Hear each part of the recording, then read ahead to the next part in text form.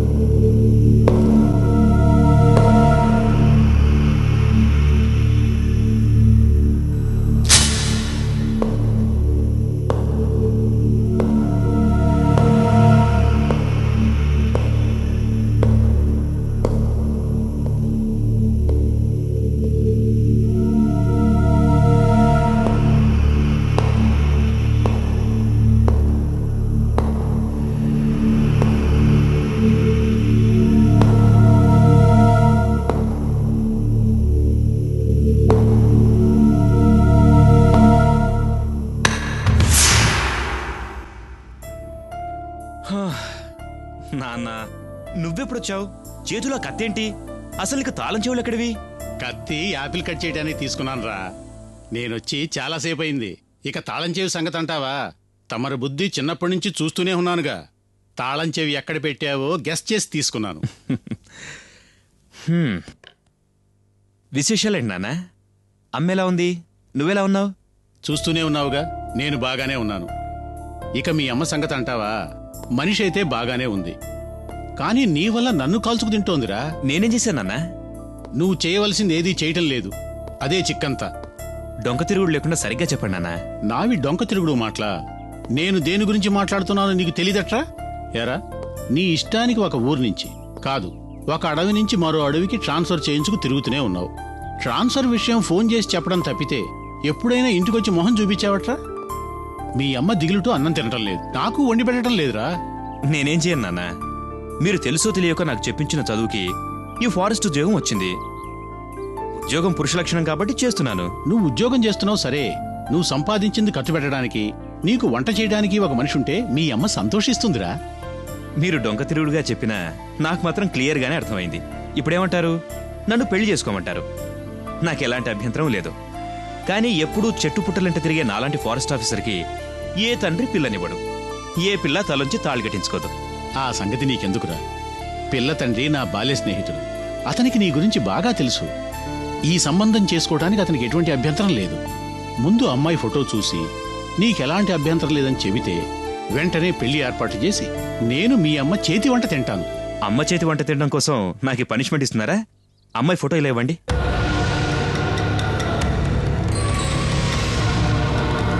నాన్న, అమ్మాయి చాలా అందంగా ఉంది, నాకు నచ్చింది.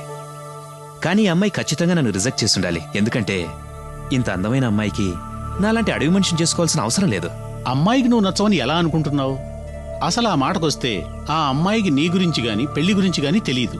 నాన్న, మీ డొంక తిరుగుడు వ్యవహారం గట్టిపెట్టి విషయం ఏంటో క్లియర్గా సూటిగా చెప్పండి. ఈ అమ్మాయి అచ్చమైన తెలుగింటి ఆడపిల్లరా, పద్ధతిగా పెరిగింది, సంస్కారం కలది.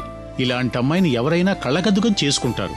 అలాగనే నా ఫ్రెండ్ రాజారావు ఓ కుర్రాన్ని తీసుకొచ్చి పెళ్లి చూపులు ఏర్పాటు చేశాడు.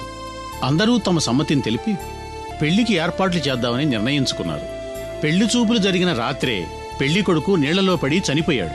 జరిగిన సంఘటనకి ఆ అమ్మాయికి ఏ సంబంధం లేకపోయినా అందరూ ప్రత్యక్షంగానో పరోక్షంగానో ఈ అమ్మాయే కారణమని భావించారు. తక్కిన వాళ్ళ సంగతి వదిలేయి, ఈ అమ్మాయే తన గురించి తలుచుకొని ఫీల్ అవుతోంది. ఈ విషయమే నేను రాజారావు ఫోన్లో మాట్లాడుతున్నప్పుడు నీకు నాగేశ్వరునిచ్చి పెళ్లి చేద్దామని ఆలోచన వచ్చి అదే మాట రాజారావుతో అన్నాను. తనకెలాంటి అభ్యంతరం లేదన్నాడు. కాకపోతే ఇప్పుడే ఓ పెళ్లి చూపుల వల్ల మనసు పాడైపోయిన నాగేశ్వరికి ఈ విషయం చెప్పకుండా ఫ్యామిలీ గెట్ టుగెదర్లా ఏర్పాటు చేద్దామని నిర్ణయించుకున్నాం. నువ్వు కాదనవనే నమ్మకంతోటే రాజారావుకి నేను మాటిచ్చాను. ఓకే నాన్న, నాకెలాంటి అభ్యంతరం లేదు. పరిస్థితిని నేను బాగా అర్థం చేసుకున్నాను. కానీ ఆ అమ్మాయికి తెలియకుండా పెళ్లి చూపులు ఎలాగో నాకు అర్థం కావడం లేదు. ఇప్పుడే చెప్పాను కదరా, వాళ్ళని పిక్నిక్ తీసుకొచ్చినట్టు ఈ ఫారెస్ట్కి తీసుకొచ్చి నీ గెస్ట్ హౌస్లో ఉంచుదాం. అప్పుడు నీకు ఆ అమ్మాయికి పరిచయం అవుతుంది. ఎలాగూ ఒకరి అభిప్రాయాలు ఒకరికి తెలుస్తాయి. నీకు నచ్చితే ఆ అమ్మాయికి చెప్పి పెళ్లికి ఏర్పాట్లు చేద్దాం. ఓకేనా? వాళ్ళకి ఎప్పుడు వీలైతే అప్పుడు రమ్మనండి. నాకు ఎలాంటి అభ్యంతరం లేదు. పైగా నేను ఒంటరిగానే ఉన్నాను.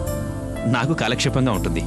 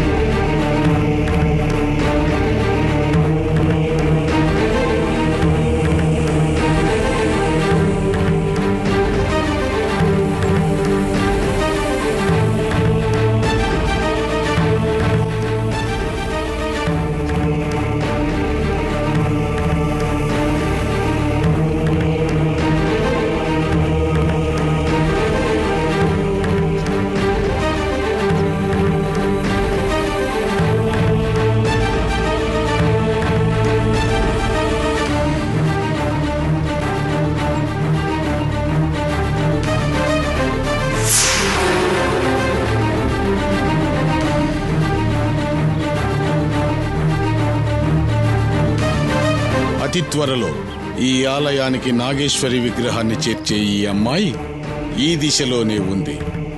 తను సర్పవనం దిశగా వస్తుందా లేక మధ్యలో మరో చోటికి వెళుతుందా అనేది మనం తెలుసుకోవాలి.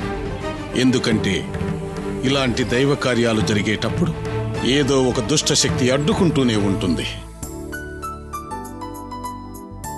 చెల్లెమ్మ, నీ చేతి కాఫీ తాగి చాలా ఏళ్లయింది. ఇన్నేళ్లైనా కూడా అదే రుచి బ్రహ్మాండంగా ఉంది. ఇంకేంటి అన్నయ్య గారి విశేషాలు? వదిన గారు ఎలా ఉన్నారు? తనకేం దివ్యంగా ఉంది. కాకపోతే రఘుకి తొందరగా పెళ్లి చేయమని గోల్ చేస్తోంది. సహజంగా ఏ తల్లిదండ్రులకైనా కలిగే ఆశ అదే కదా. అవును, ఇంతకీ నీ బిజినెస్ ఎలా ఉంది? బిజినెస్ దేవుంది, జరుగుతూనే ఉంది. రఘుని బిజినెస్ డెవలప్ చేయమంటే వినకుండా వెళ్లి ఫారెస్ట్ ఆఫీసర్గా చేరాడు. ఇక నాకు మాత్రం బిజినెస్ మీద ఏం ఇంట్రెస్ట్ ఉంటుంది చెప్పు? Hi uncle. రామ మైత్రి, ఎలా ఉన్నావు? ఐఎమ్ ఫైన్ అంకుల్, మీరెలా ఉన్నారు? బాగున్నానమ్మా. గోపాల్, ఇంతకీ నేను చెప్పిన విషయం గురించి ఏం చేశావు? నా కొడుకు అన్ని విషయాలు క్లియర్గా చెప్పాను. వాడికి ఎటువంటి అభ్యంతరం లేదు. మిమ్మల్ని వాడున్న ఫారెస్ట్ గెస్ట్ హౌస్కి రమ్మనమన్నాడు. వెళ్ళిరండి. ఏం దేవకి, నువ్వేమంటావు? తప్పకుండా వెళ్ళొద్దామండి. మనమే కాదు, అందరం వెళదాం. నాగేశ్వరి అబ్బాయిని చూసినట్టుంటుంది. ఏంటమ్మా, అక్కకి మళ్ళీ పెళ్లి చూపులంటే బాధపడదు? మీ అక్కయ్యకి ఈ విషయం చెప్పొద్దమ్మా. మనం జస్ట్ పిక్నిక్ వెళ్ళినట్టుగా వెళ్ళొద్దాం. మీ అక్కయ్యకి రఘు నచ్చితే ఆ తర్వాత చెబుదాం. Okay daddy, fine. అలాగే చేద్దాం. మరింకే ప్రయాణానికి ఏర్పాట్లు చేసుకోండి. స్టేషన్కి మావాడు వెహికల్ పంపిస్తాడు. జాగ్రత్తగా వెళ్ళిరండి. నేను బయలుదేరతాను. నువ్వు కూడా మాతో వస్తే బాగుంటుంది కదా. ముందు మీరు వెళ్ళిరండి. అంతా సవ్యంగా కుదిరాక నేను మీ చెల్లి చూసొస్తాం. ఓకే సరేనా? వెళ్ళిరానా? అలాగే వస్తానమ్మా. మంచిదన్నయ్య గారు. ఏమిటే నీ ప్రవర్తన నాకు అర్థం కావడం లేదు. అది సిటీకి వెళ్ళిందని తెలిసి ఆత్మహత్య నాటకం ఆడి దాన్ని వెనక్కి రప్పించావు. ఇప్పుడేమో అడవికి వెళ్ళడానికి నువ్వే ఒప్పుకున్నావు. అసలు ఏమిటి పథకం? అమ్మా, అది ఇక్కడుంటే పాము అది ఇది అని ఏదో ఒక గోల చేస్తూనే ఉంటుంది. రేపందరూ దీనికేదో నాగదోషం ఉందని అనుమానించి చర్చించుకుంటారు. మనకు తెలియకుండా మరో జ్యోతిష్యుడికి జాతకం చూపిస్తే మన బండారం మొత్తం బయటపడుతుంది. అది ఎప్పుడూ మన కళ్ళ ముందుండడమే మంచిది. అందుకే అందరం కలిసి వెళదామని చెప్పాను. ఆహాహాహాహాహా. నీకిన్ని ఆలోచనలు ఎలా వస్తాయి? పొగడ్తలు తర్వాత. ముందు వెళ్ళి బట్టలు సర్దు.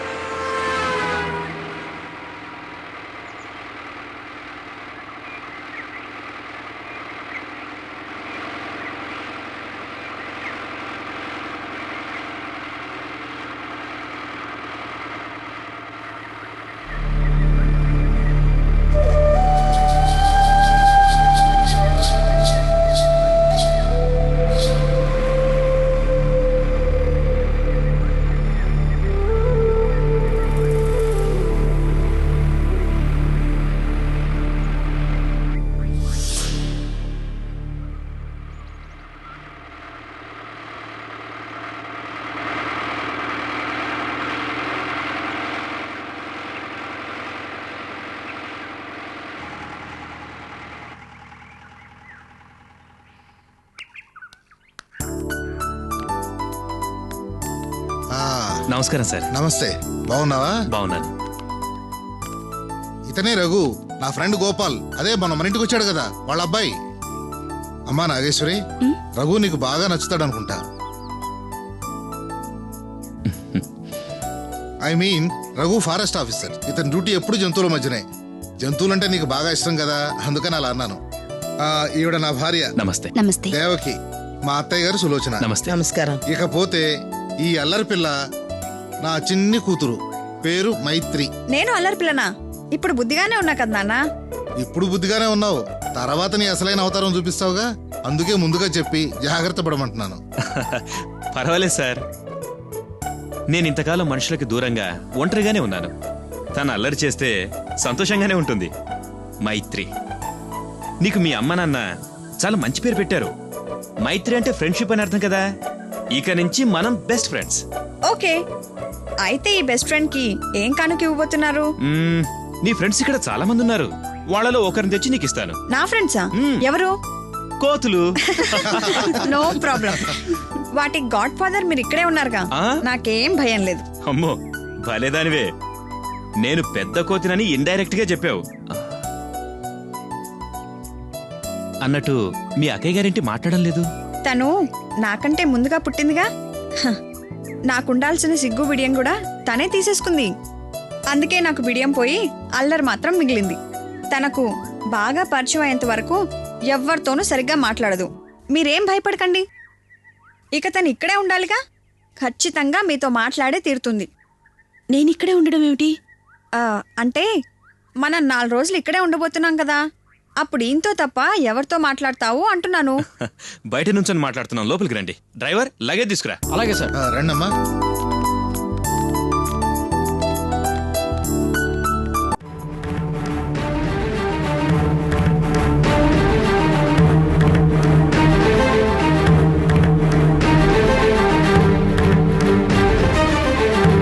ఈ అమ్మాయి ఇక్కడికి రాకుండా మరో చోటికి వెళ్ళింది. ఇదంతా దుష్ట శక్తుల పని. ఒకవేళ యాదృచ్ఛికంగా వెళ్ళుండొచ్చు కదా స్వామి. లేదు పూజారి, ఈ అమ్మాయి వెళ్ళిన దిశ ఏంటో తెలుసా? భైరవ కోన. గతంలో ఈ భైరవ కోనలోనే నాగేశ్వరి విగ్రహాన్ని అపహరించిన భైరవుడుండేవాడు. అంటే ఆ అమ్మాయి సర్పవనానికి రాదా స్వామి? వస్తుంది, తప్పకుండా వస్తుంది. తల్లి, ఏదో దుష్టశక్తి నీ భక్తురాల్ని నీ దగ్గరకు రానివ్వకుండా మరో చోటుకి తీసుకువెళ్ళింది. ఎలాగైనా తనని ఇక్కడకు రమ్మని ఆదేశించు తల్లి. బాబు రఘు, నాగేశ్వరి అమాయకురాలు. నా కూతురని చెప్పడం కాదు గాని చాలా బుద్ధిమంతురాలు. మీ నాన్న నీకు అన్ని విషయాలు చెప్పే ఉంటాడు. నాగేశ్వరిని మంచి చేసుకొని తనను అర్థం చేసుకో. నీ గురించి తనకు తెలియచేయి. నాగేశ్వరిని మాట్లాడించడం కొంచెం కష్టమేననుకో, కానీ ప్రయత్నం చేయి. ఇక్కడున్న చెట్లతోటి పక్షులతోటి మాట్లాడగలిగిన వాణ్ణి మీ అమ్మాయి చేత మాట్లాడించలేనా? తానే నాతో మాట్లాడేలా చేస్తాను చూడండి. చాలా సంతోషం బాబు. మిస్టర్ రఘు, నేను ఇక్కడికి వచ్చినప్పుడు మిమ్మల్ని ఫ్రెండ్ అని పిలిచాను. వెళ్ళేటప్పుడు బావా అని పిలిపించే బాధ్యత మీదే. All the best. Thank you. కానీ ముందు నేను మీ అందరికీ నచ్చానో లేదో చెప్పండి. ఏంటి అందరూ అంత తీవ్రంగా చర్చించుకుంటున్నారు? ఏం లేదమ్మా, రఘు గారు తను మనందరికీ నచ్చారో లేదో అని అడుగుతున్నారు. మా అమ్మాయికి నచ్చితే మీరందరికీ నచ్చినట్టే. పదండి భోంచేద్దాం.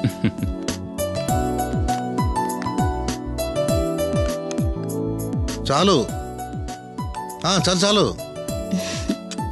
మా అమ్మాయి చేసిన వంట తిని ఎలా ఉందో చెప్పండి. నువ్వు కూడా కూర్చోవాయ్.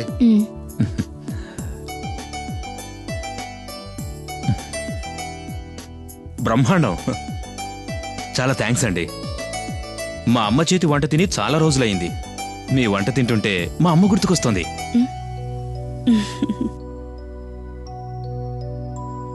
భోజేషి మాత అని షార్ట్ కట్ లో చెప్తున్నారనమాట. ఏంటి అక్కడ నా వంట నెక్కిరిస్తున్నావా? చచా, నీ వంట నేనెందుకు ఎక్కిరిస్తాను? అయితే మరేమంటున్నావే? మేము ఫ్రెండ్స్ 190 అనుకుంటాం. అనుకుంటే అనుకోండి. ఏంటి అలకా? జాబిలమ్మ నీకు అంత కోపమా, జాజి పూల మీద జాలి చూపుమా. నోరు మూసుకుని తిను. How is it possible? ఎవరైనా నోరు మూసుకుని తింటే 100 రూపాయలు ఇస్తాను. నేను ఓడిపోయాను గాని ఆ 100 ఏదో నువ్వే ఉంచేసుకో తల్లి. ఏంటి రఘు గారు, మగవాళ్ళేంటి మీరు కూడా పోటీకి దిగడం లేదేంటి? పోటీ అనేది కష్టమైన పనులకే గాని అసాధ్యమైన పనులకు కాదు. ఓకే, అయితే నేను మిమ్మల్ని ఒక ప్రశ్న అడుగుతాను. ఇక్కడున్న మనందరికి తలా ఒక గొర్రె దొరికింది. వాటన్నిటినీ ఒక చోటు ఉంచాం. అందులో నా గొర్రె పారిపోయింది. ఇంకా ఎన్ని గొర్రెలు మిగిలింటాయి? ఒక్కటి కూడా ఉండదు. ఎందుకంటే ఒక్క గొర్రె పోతే దాని వెనుక అన్ని గొర్రెలు వెళ్తాయి. వాటి జాతి లక్షణమే అంత.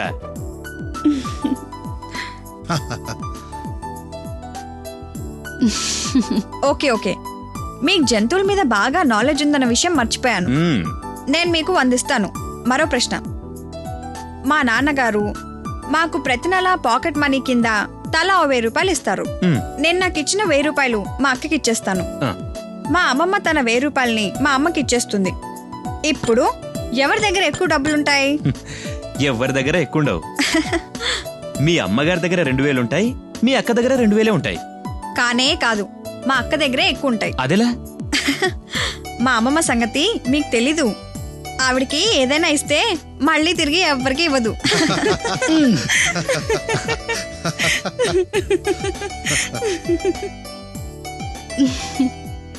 సో మీకు ఇవ్వాల్సిన 100 చెల్లు. నోనో, ఇది మోసం. నేను ఒప్పుకోను. అరే, ఒప్పుకోనంటే నేనేం చేస్తాను? నిజం అదే కదా. Excuse me. అదేంటమ్మా, పెరుగన్నం తినవా? వద్దమ్మా, చాలు. ఏంటండి అప్పుడే లేచారు? ఇంకా తినండి. చాలండి. Taking care.